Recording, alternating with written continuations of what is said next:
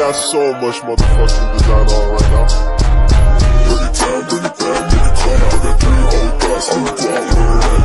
Bitches on the line, and you know. Hai, perkenalkan nama saya Septika Adinda Sinaga.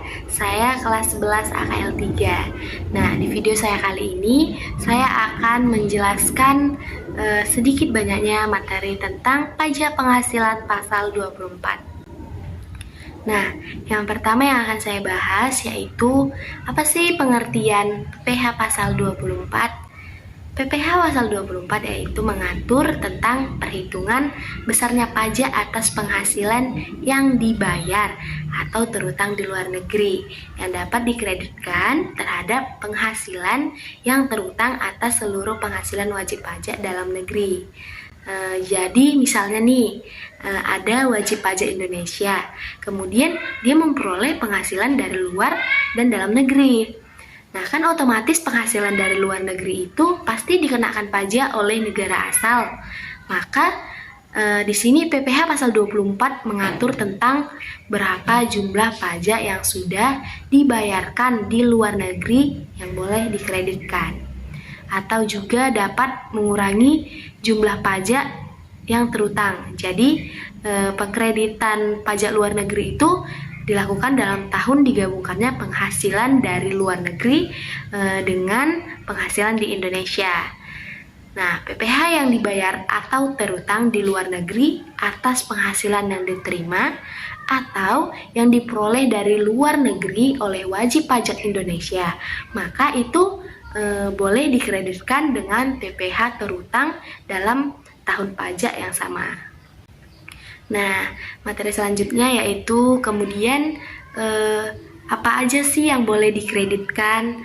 Nah, yang boleh dikreditkan adalah tidak boleh melebihi perhitungan pajak yang terutang berdasarkan Undang-Undang PPh.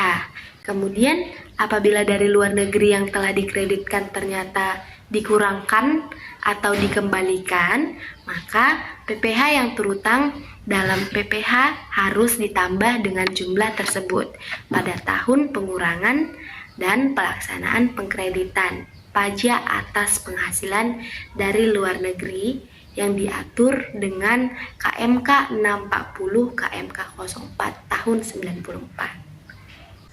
Nah, kemudian cara melaksanakan kredit pajak luar negeri untuk melaksanakan pengkreditan yang terutang atau dibayar di luar negeri, yaitu wajib pajak wajib menyampaikan permohonan kepada Dirjen Pajak dengan melampirkan. Yang pertama ada melampirkan laporan keuangan dari penghasilan di luar negerinya. Yang kedua, fotokopi surat pemberitahuan pajak yang disampaikan di luar negerinya. Yang ketiga, dokumen pembayaran pajak di luar negeri. Nah, kemudian bagaimana sih cara menggabungkan penghasilan tersebut? Ada beberapa step cara menggabungkan penghasilan tersebut. Step pertama ada penggabungan penghasilan dari usaha yang dilakukan dalam tahun pajak diperolehnya penghasilan walaupun belum diterima, jadi yang digunakan itu adalah accrual basis. Jadi selama itu masih berhubungan dengan kegiatan usaha basis, yang digunakan itu adalah basis accrual. Nah, berbeda dengan ketika menerima penghasilan lainnya dari luar usaha. Itu dilakukan dalam tahun pajak yang diterima penghasilan tersebut atau kita sebut sebagai cash basis. Kalau yang accrual basis kan transaksinya sudah terjadi, uangnya belum diterima, sudah dicatat sebagai penerimaan. Sedangkan sebaliknya, kalau cash basis itu uangnya belum diterima, nah itu belum dicatat.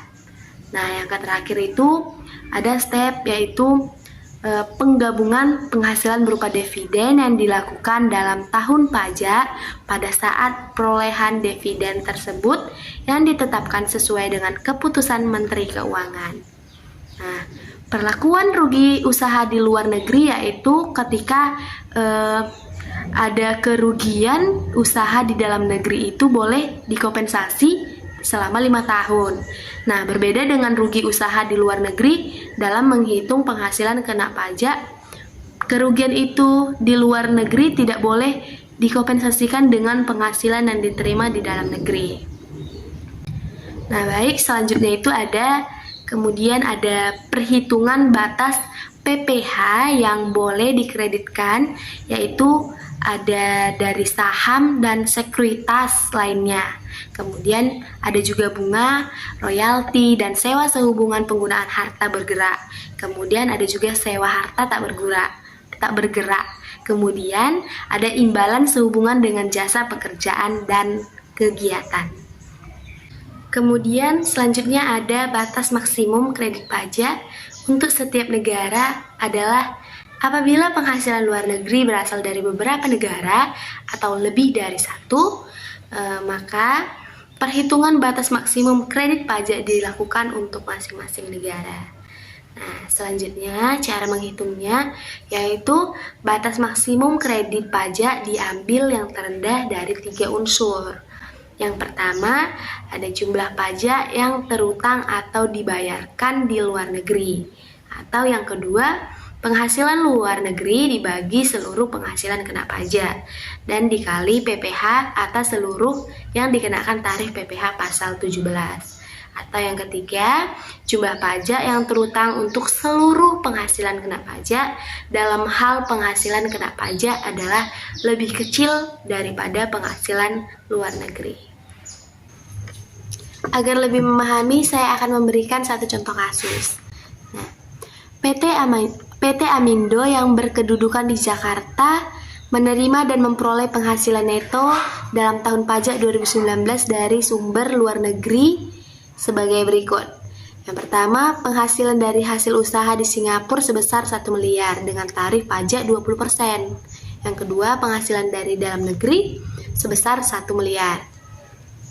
Nah, yang diminta yaitu hitunglah jumlah kredit pajak yang diperkenakan PPh pasal 24. Nah, tadi ada 4 step. Jadi kita memakai semua stepnya, yaitu yang step pertama menghitung penghasilan netonya. Penghasilan luar negeri ditambah dengan penghasilan dalam negeri. Berarti 1 miliar ditambah dengan 1 miliar sama dengan hasilnya 2 miliar. Nah, step yang kedua, menghitung PPh terutang berdasarkan tarif PPh pasal 17.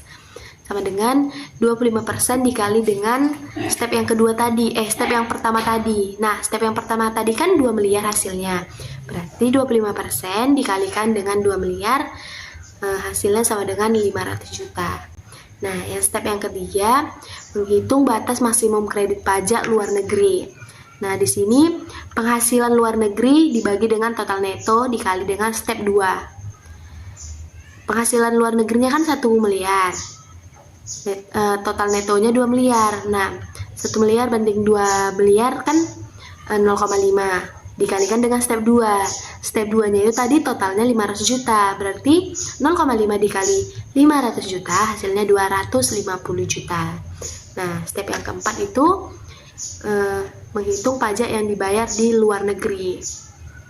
Berarti kan tadi 20% potong tarifnya. Jadi 20% dikalikan dengan 1 miliar sama dengan 200 juta.